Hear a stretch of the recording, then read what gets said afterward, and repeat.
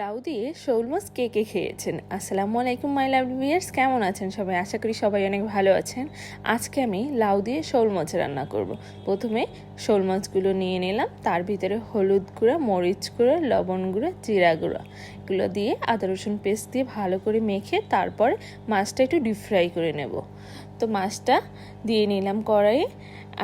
আচ্ছা, লাউ দিয়ে শোল মাছ কে কে খেয়েছেন? লাউ দিয়ে শোল মাছ নাকি অনেক মজা, আমি এর আগে খাইনি, আজ রান্না করছি, দেখি কেমন লাগে।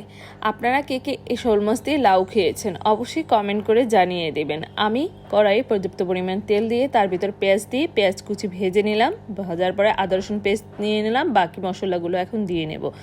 হলুদ গুঁড়া, মরিচ গুঁড়া, জিরা গুঁড়া, লবণ এবং পানি দিয়ে মশলাটা ভালো করে ভুনে তার ভিতরে মাছগুলো দিয়ে নিলাম। মাছটা একটু ভুনে তার ভিতরে পানি দিলাম, পানিটা দিয়ে একটু কষিয়ে তারপর একটু ঢাকনাটা দিলাম। ঢাকনাটা 2-1 মিনিট পর উঠিয়ে মাছটাও আমি উঠিয়ে অন্য একটা প্লেটে রেখে দিলাম। এখন ওই মশলার ভিতরে আমি লাউটা দিয়ে নিলাম, লাউটা দিয়ে হালকা পানি দিলাম, আর লাউ দিয়েও পানি বের হবে। তারপর একটু সিদ্ধ হয়ে গেলে তার ভিতরে মাছ দিয়ে নেব।